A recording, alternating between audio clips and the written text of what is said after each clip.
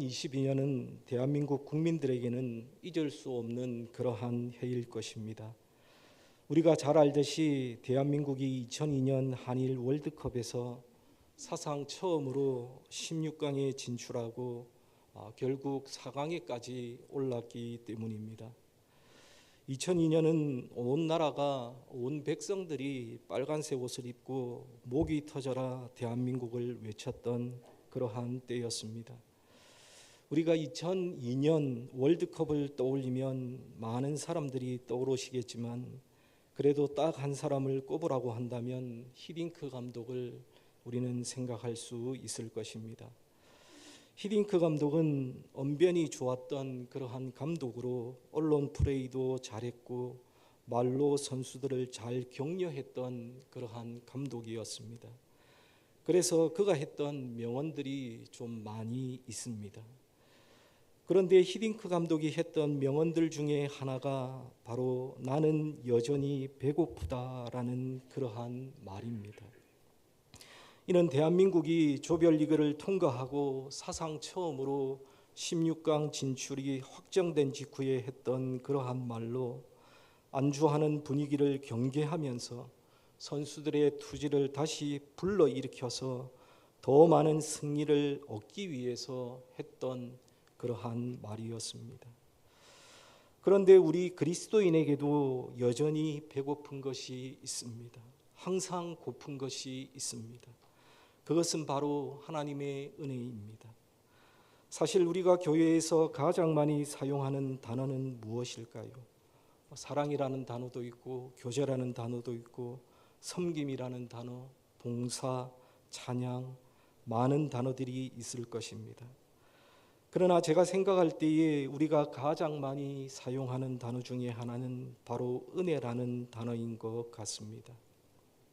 우리가 설교를 들을 때에도, 기도를 할 때에도, 그리고 말씀을 나눌 때에도, 찬송을 할 때에도 은혜라는 단어가 빠지지 않습니다. 우리가 참으로 하나님을 알고 하나님의 긍휼과 사랑의 부스러기를 먹고 살아가는 그러한 존재라는 것을 알고 고백하는 사람이라면 우리가 외치지 않을 수 없는 단어가 바로 이 은혜라는 단어입니다. 그래서 우리 교회 사회의 믿음의 선배들 많은 사람들은 이 하나님의 은혜를 갈망하고 소원했고 그리고 찬양했습니다. 초대교회의 위대한 교부였던 아우구스티누스는 하나님의 은혜 없이는 우리는 아무것도 할 수 없다. 은혜는 선한 의지의 시작이며 은혜 없이는 선한 의지가 시작될 수 없다라고 말했고, 중세 신학의 최고봉이었던 토마스 아퀴나스는 하나님의 은혜는 인간 안에서 자발적이고 자유로운 행위를 가능하게 한다라고 말을 하기도 했습니다. 그리고 루터는 은혜는 값없이 주어지지만 그것은 값싼 것이 아니다. 우리는 하나님의 은혜 없이는 의롭게 될 수 없다라고 말했고, 칼뱅은 우리가 구원에 이르기 위해 필요한 모든 것은 하나님의 은혜로 주어진다. 우리가 한 것은 아무것도 없다라고 말을 하기도 했습니다. 그리고 조나단 에드워즈는 하나님의 은혜는 전혀 자격 없는 자를 부르시는 전능한 사랑이다라고 말을 하기도 했으며, 스펄전 목사님은 은혜는 받는 사람의 조건이 아니라 주시는 하나님의 성품에 근거한다라고 말을 하기도 했습니다. 그리고 작년에 우리가 폐회 찬송으로 불렀던 선한 능력으로라는 이 곡의 작사를 했던 독일의 신학자인 디트리히 본 회퍼는 값싼 은혜는 제자도를 부정하지만 값비싼 은혜는 예수 그리스도를 따르도록 부른다라고 말을 하기도 했습니다. 이처럼 은혜라고 하는 것, 하나님의 은혜라고 하는 것은 모든 그리스도인들에게는 꼭 필요한 것이며 없어서는 안 될 정말로 중요한 것입니다. 그런데 중요한 것은 어떻게 우리가 하나님의 은혜를 경험하며 살아갈 수 있느냐 하는 것입니다. 우리는 살아가면서 수많은 문제와 어려움에 직면하게 됩니다. 질병의 고통, 경제적인 어려움, 관계의 갈등, 미래에 대한 불안 등 우리의 힘으로는 도저히 해결할 수 없는 그러한 문제들 앞에서 좌절하고 낙심할 때가 참 많이 있습니다. 바로 오늘 본문에 등장하는 10명의 나병 환자들처럼 말입니다. 우리가 잘 알듯이 당시의 나병은 하늘이 내린 형벌, 즉 천형이라고 불릴 만큼 끔찍한 질병이었습니다. 나병은 육체적인 고통은 물론이고 가족과 사회로부터 철저히 격리되어서 죽은 자와 같은 취급을 받아야 했던 그러한 질병이었습니다. 희망이라고는 전혀 찾아볼 수 없는 절망 한가운데 있었던 그들이 어떻게 하나님의 은혜를 경험하게 되었을까요? 우리는 오늘 본문의 말씀을 통해서 하나님의 은혜 경험하기라는 제목으로 말씀의 은혜를 나누고자 합니다. 특별히 오늘은 맥주감사주일이고 맥주감사주일을 맞이하여 이 말씀을 통해 우리에게 베풀어 주신 하나님의 은혜를 다시 한번 깊이 깨닫고 그 은혜를 더욱 풍성히 누리는 삶으로 나아가는 그러한 비결을 배우고자 합니다. 먼저 바라기는 오늘의 말씀을 통해 우리의 삶이 하나님의 은혜로 가득 채워지는 복된 삶이 다 되시기를 주님의 이름으로 간절히 축원합니다. 첫째로 하나님께 나아오는 자, 하나님께 부르짖는 자에게 하나님의 은혜가 있습니다. 오늘 본문 말씀 11절과 12절은 예수님께서 예루살렘으로 가시는 길에 사마리아와 갈릴리 사이의 한 마을에서 10명의 나병 환자를 만나신 장면으로 시작하고 있습니다. 오늘 본문 11절과 12절을 보시면 예수께서 예루살렘으로 가실 때에 사마리아와 갈릴리 사이로 지나가시다가 한 마을에 들어가시니 나병 환자 10명이 예수를 만나 멀리 서서라고 말씀하고 있습니다. 예수님 당시에 나병 환자들은 사람들과 함께 어울려 살아갈 수 없었습니다. 레위기 13장과 14장 그리고 민수기 5장에 보시면 병 있는 날 동안은 부정할 것이고 부정한 즉 혼자 살되 진영 밖에서 살 것이라고 말씀하고 있습니다. 즉 유대인의 율법에 따르면 나병 환자들은 사람들에게 가까이 다가갈 수도 없었고 혹시라도 사람이 가까이 오면 나는 부정하다 이렇게 외쳐야만 했습니다. 그들은 철저히 소외되고 당시 격리된 그러한 불쌍한 자들이었습니다. 하지만 그들에게 한 줄기 빛과 같은 소식이 들려왔는데 그것은 바로 나사렛 예수에 관한 소식이었습니다. 예수님께서 각종 병든 자를 고치시고 귀신들을 쫓아내시며 심지어는 죽은 자도 살리시는 기적을 행하신다는 놀라운 소식을 그들이 듣게 되었던 것입니다. 이 소문을 들은 나병 환자들의 마음속에는 어떤 생각이 들었을까요? 아마도 나도 예수님 앞에 나아가면 나을 수 있지 않을까라는 그러한 작은 희망의 불씨가 그들 속에 타오르기 시작했을 것입니다. 그들은 더 이상 절망의 자리에 주저앉아 있지 않았습니다. 그들은 예수님을 만나기 위해 길을 나섰고 마침내 예수님을 발견했습니다. 그리고 그들은 멀리 서서 그들이 할 수 있는 최선을 다해 소리를 높여 부르짖었습니다. 오늘 본문 말씀 13절입니다. 우리 13절 말씀을 함께 읽도록 하겠습니다. 13절입니다. 소리를 높여 이르되 예수 선생님이여 우리를 불쌍히 여기소서 하거늘. 여기에 보시면 그들은 자신의 비참한 상황을 소리치면서 구구절절 설명하지 않았습니다. 그저 예수님을 향해서 우리를 불쌍히 여기소서라고 외쳤습니다. 여러분, 이 짧은 부름 속에는 자신들의 전적인 무능함과 절박함 그리고 예수님만이 유일한 희망이라는 그러한 진실된 간절한 믿음이 담겨 있었습니다.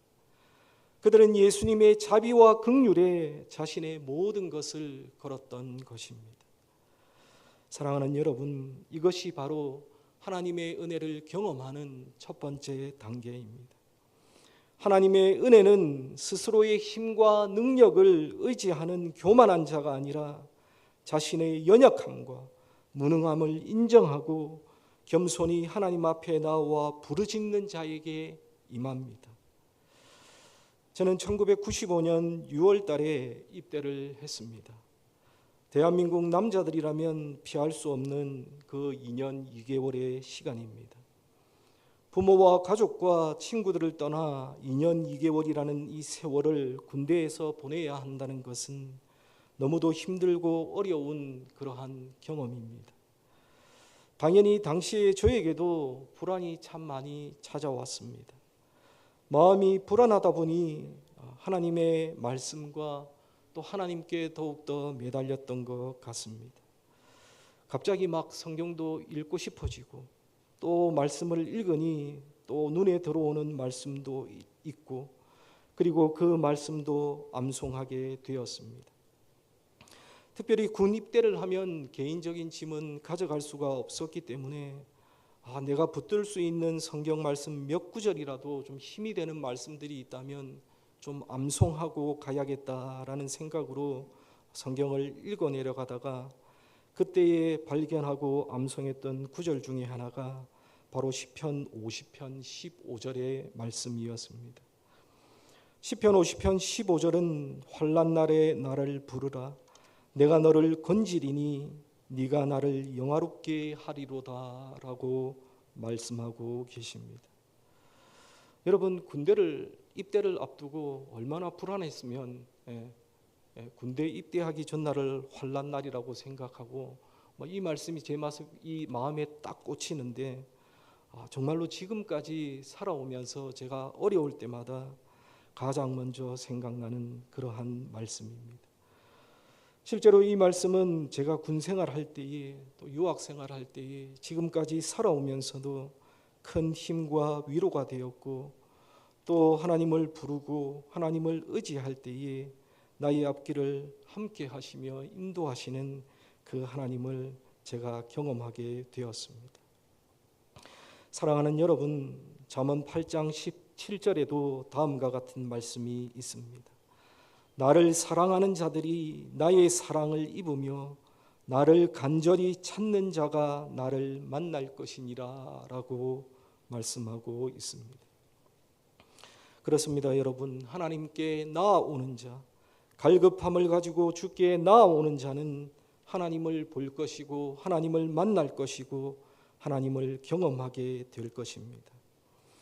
혹시 지금 여러분의 삶에 나병과 같이 고통스럽고 절망적인 문제가 있으십니까? 경제적인 어려움으로 밤잠을 설치고 계신 분들은 계시지 않으십니까? 자녀나 가정의 문제로 가슴을 치며 기도하고 계신 분은 안 계십니까?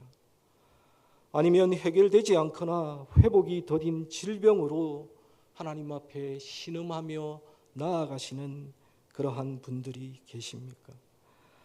그렇다면 오늘 이 시간 10명의 나병 환자들처럼 우리의 유일한 소망이 되시고 희망이 되시는 예수님께 나와 부르짖으시기를 바랍니다. 예수 선생님이여 나를 불쌍히 여겨 주옵소서라고 우리 주님 앞에 다 부르짖는 여러분들이 되시기를 바랍니다. 우리의 체면이나 자존심을 내려놓고 어린 아이와 같이 순전한 마음으로 하늘의 긍휼을 구할 때에 하늘의 문이 열리고 하나님의 은혜가 폭포수와 같이 우리의 삶에 쏟아져 내릴 줄로 믿습니다. 하나님의 은혜를 경험하기 원하신다면 하나님께 나아오시고 하나님께 부르짖는 여러분들이 다 되시기를 바랍니다. 둘째로 우리가 순종할 때에 하나님의 은혜가 있습니다.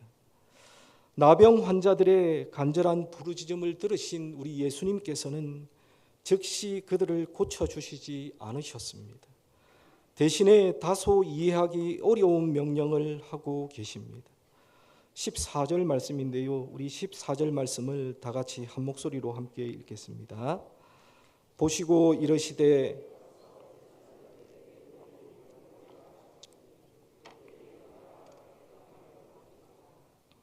14절에 보시면 보시고 이르시되 가서 제사장들에게 너희의 몸을 보이라 하셨더니라고 말씀하고 있습니다. 당시의 율법에 따르면 나병이 나았다고 하는 판정은 제사장들에게 그 권한이 있었습니다. 따라서 제사장에게 몸을 보이라는 예수님의 말씀은 그들의 병이 나을 것을 전제로 하신 그러한 말씀입니다. 하지만 여러분 한번 생각해 보십시오. 아직 그들의 몸에는 아무런 변화가 일어나지 않았습니다. 피부는 여전히 썩어 문드러져 있었고 흉측한 모습은 그대로였습니다. 이런 상태로 제사장에게 나아간다는 것은 조롱거리가 되거나 심지어는 율법을 어긴 죄로 처벌을 받을 수 있었던 위험한 일이었습니다. 만약에 여러분이 이 나병 환자의 위치에서 이 말씀을 들었다면 여러분들은 어떻게 하시겠습니까? 저는 아마 이렇게 대답했을 것 같습니다. 예수님, 이 모습으로는 전 도저히 못 가겠습니다. 일단 병부터 고쳐주시면, 낫게 하시면 제가 제사장에게 가겠습니다 라고 대답을 했을 것 같습니다. 그래서 예수님의 이 14절의 말씀은 사실 합리적인 생각과 이성적인 판단으로는 도저히 따르기 힘든 그러한 명령이었습니다. 하지만 놀랍게도 10명의 나병 환자들은 예수님의 말씀에 즉각적으로 순종했습니다. 그들은 토를 달거나 의심하지 않았습니다.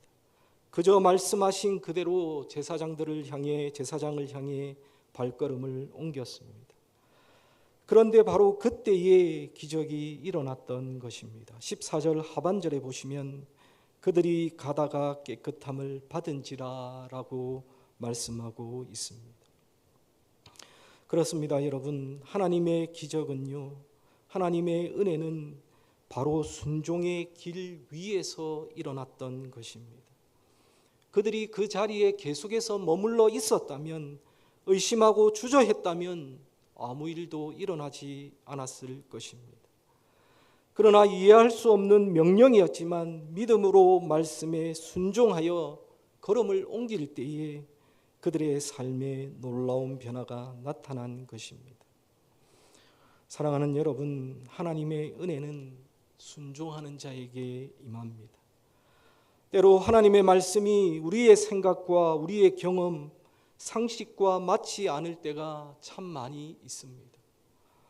여러분 성경을 한번 보십시오. 성경에 보시면 하나님의 명령 중에 우리의 상식과 생각과 경험에 맞지 않는 말씀들이 너무나도 많습니다. 원수를 사랑하라. 여러분 가능합니까? 원수는 갚아야죠. 범사에 감사하라. 어떻게 매일 감사할 수 있습니까? 우울한 날이 더 많은데. 11조를 드리라. 내가 어떻게 번 돈인데 10분의 1을 교회에다 갖다 바칩니까? 내 이웃을 내 몸과 같이 사랑하라. 어떻게 저 왼수 같은 사람을 사랑할 수 있습니까? 주의를 지키라. 쉬어야죠, 주님. 나도 피곤한데. 여러분 성경에 보시면요, 하나님의 말씀, 하나님의 명령 중에는 우리의 생각과 경험, 상식에 맞지 않는 말씀들이 이처럼 많이 있습니다. 이러한 것들은, 하나님의 말씀들은 세상의 가치관과는 정면으로 배치되는 것처럼 보입니다. 그래서 우리는 순종하기를 주저하고 내 방식대로, 내 생각대로, 내 나름대로 행할 때가 참으로 많습니다. 그러나 진정한 믿음, 진정한 신앙은요, 나의 이성과 합리를 뛰어넘어 하나님의 말씀을 신뢰하고 따르는 것입니다. 아브라함이 너의 본토 친척 아비 집을 떠나 내가 내게 지시할 땅으로 가라는 막연한 하나님의 명령에 순종했을 때에 그는 믿음의 조상이 되는 축복을 받았습니다. 이스라엘 백성들이 여리고 성을 돌고 소리를 지르라는 말씀에 순종했을 때에 여리고의 성이 무너졌고 요단강 물에 제사장들이 발을 담그자 요단강 물이 쌓였으며 이스라엘 백성들은 마른 땅처럼 건너는 경험을 했습니다.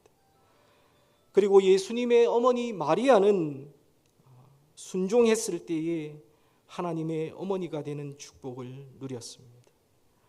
이처럼 성경의 모든 기적과 축복의 이야기 뒤에는 언제나 순종이라고 하는 거룩한 발걸음이 있었습니다.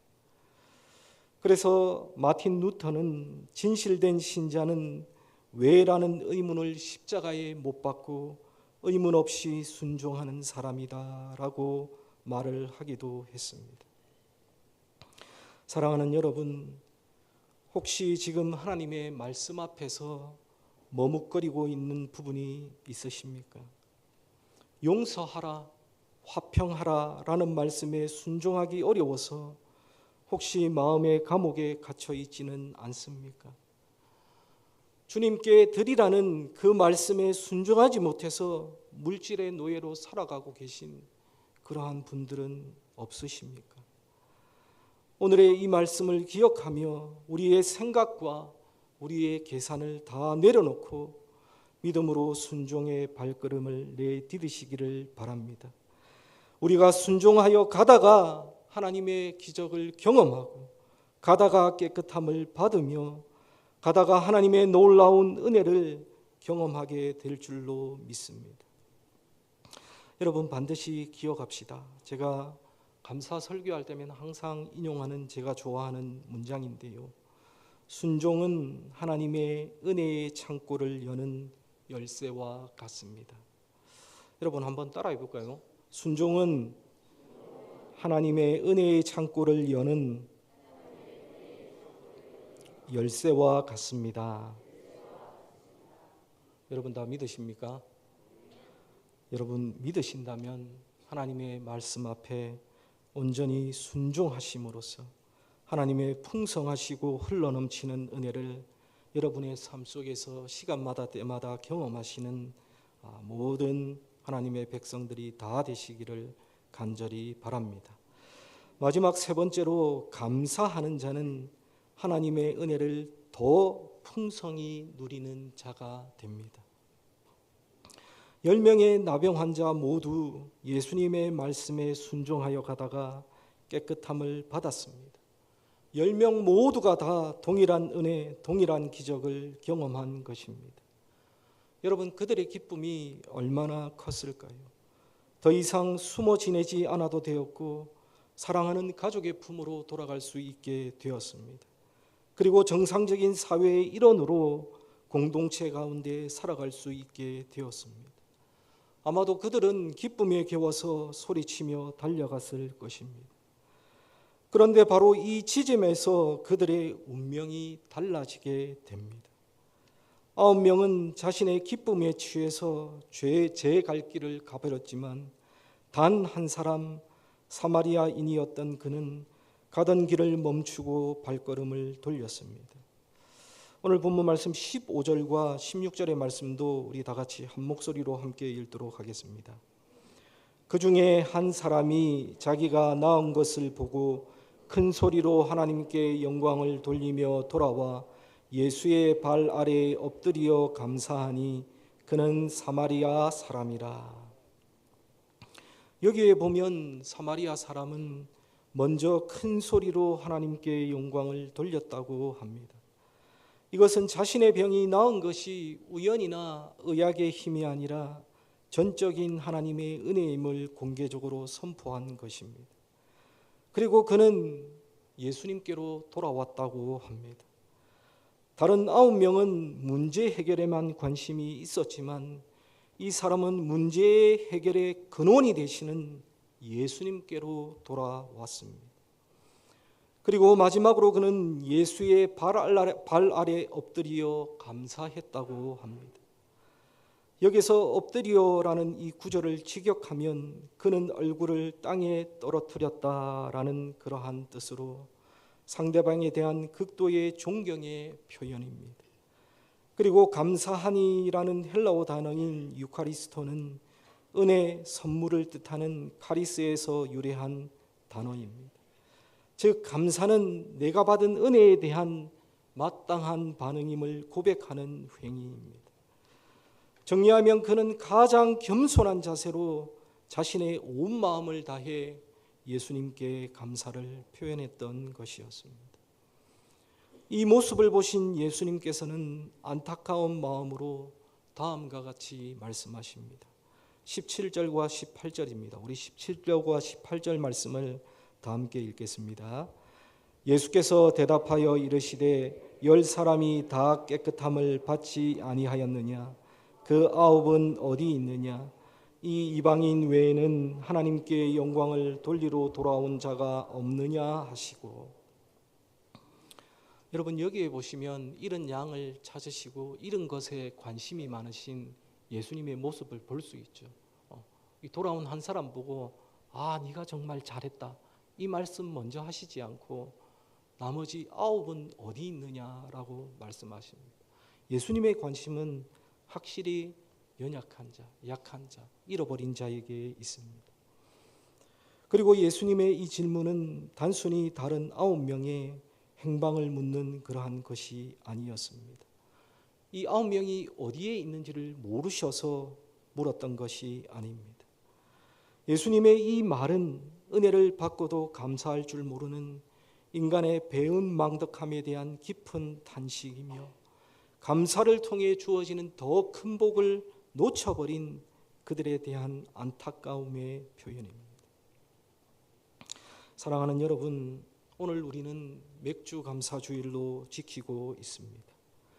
맥주감사주일, 감사주일은 바로 9명의 나병 환자가 아니라 주님께 돌아와 감사했던 한 명의 사마리아인의 신앙을 본받기 위해 지키는 절기입니다. 우리는 지나간 반년 동안 하나님으로부터 얼마나 많은 은혜를 받았습니까?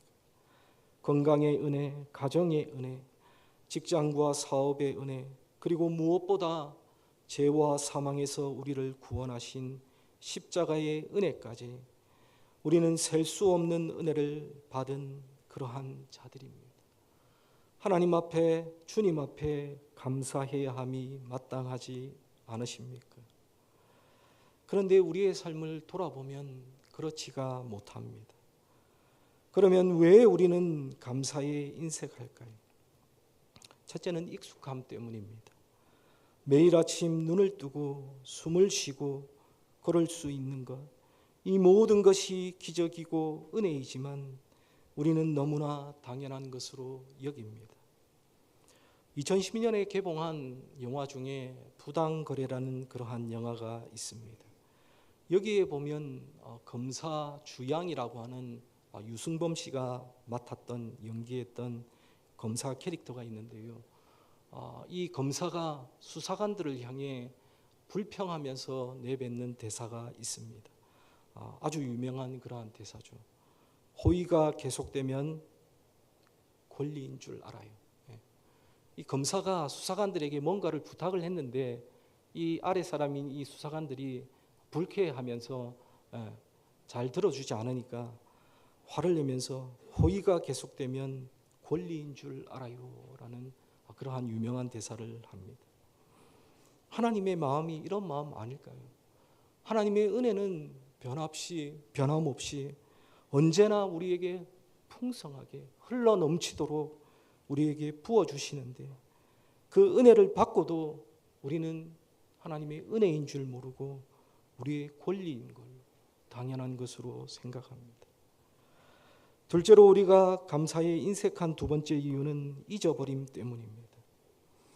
여러분 오늘 본문에 보시면요, 9명의 나병 환자들은 자신들의 고통스러운 과거를 너무나 빨리 잊어버렸습니다.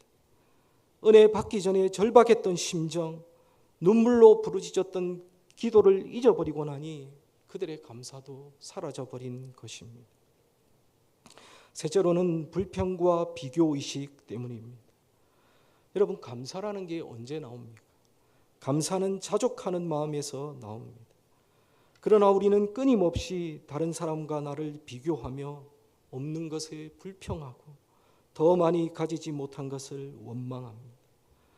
감사는 없는 것을 바라보는 것이 아니라 이미 내게 주신 것을 바라보는 것에서 감사는 시작합니다. 오늘 본문에 돌아온 사마리아인은 단순히 육체의 질병만 치유받은 것이 아니었습니다. 그는 감사를 통해 더 크고 놀라운 축복, 궁극적인 축복을 받게 되는데요. 19절의 말씀입니다. 우리 19절 말씀을 다 함께 읽겠습니다. 그에게 이르시되 일어나 가라, 내 믿음이 너를 구원하였느니라 하시더라. 다른 9명은 깨끗한 육체의 치유만 받았지만 이 사마리아인은 돌아와서 주님께 감사했던 이 한 명은 영혼의 구원이라는 비교할 수 없는 더 큰 은혜를 경험하게 되었습니다. 감사는 이미 받은 은혜를 확인하는 행위를 넘어서 더 크고 풍성한 하나님의 은혜를 담는 그릇이 되는 것입니다. 감사는 은혜의 마침표가 아니라 더 큰 은혜를 향한 쉼표이자 새로운 시작입니다. 그래서 제가 좋아하는 앞에서 우리가 함께 외쳤던 그 말을 다시 한번 외치고자 합니다. 순종이 은혜의 창고를 여는 열쇠와 같다면 감사는 은혜를 끊임없이 퍼다 나르는 수레와 같습니다. 여러분, 우리 같이 한번 좀 우리의 입으로 이야기해 봅시다. 순종이 은혜의 창고를 여는 열쇠와 같다면 감사는 은혜를 끊임없이 퍼다 나르는 수레와 같습니다. 여러분 믿으십니까? 그렇다면 늘 하나님 앞에 감사하는 우리 삼문교회 성도들이 되시기를 바랍니다. 우리의 감사, 성도의 감사는 단순히 심리적인 효과를 넘어서 하늘의 문을 여는 열쇠이며 하늘의 보좌를 움직이는 그러한 능력이 있습니다. 그래서 시편 50편 23절에 보시면 감사로 제사를 드리는 자가 나를 영화롭게 하나니 그의 행위를 옳게 하는 자에게 내가 하나님의 구원을 보이리라 라고 약속하고 계십니다. 사랑하는 여러분, 맥추감사주의를 맞이하여 저와 여러분들의 신앙을 다시 한번 점검해 보기를 원합니다. 나는 혹시 은혜만 받고 사라져버린 9명의 나병 환자와 같은 삶을 살고 있지는 않습니까? 문제 해결에만 급급하여 문제 해결의 근원이 되시는 하나님을 놓치고 살고 있지는 않으십니까? 오늘 이 시간 이후로 돌아온 사마리아인과 같이 우리의 삶의 발걸음을 멈추고 은혜의 근원이 되시는 하나님께로 돌아와 감사와 영광을 돌리는 복된 시간, 복된 삶을 살아가시는 우리 모두가 다 되시기를 바랍니다. 지난 반년 동안 베풀어 주신 하나님의 은혜에 여러분의 입으로 감사하십시오. 그리고 앞으로 베풀어 주실 그 은혜를 기대하면서 미리 감사하십시오. 그리고 범사에 감사하십시오. 감사를 통해 우리의 육신은 더욱더 강건해지고 우리의 영혼은 기쁨으로 충만해지며 우리의 삶은 하나님의 은혜가 마르지 않는 샘과 같이 될 줄로 믿습니다. 하나님의 은혜를 온전히 그리고 더욱 풍성히 누리게 되는 축복의 주인공, 은혜의 주인공이 다 되시기를 주님의 이름으로 간절히 축원합니다. 우리 다 함께 기도하겠습니다.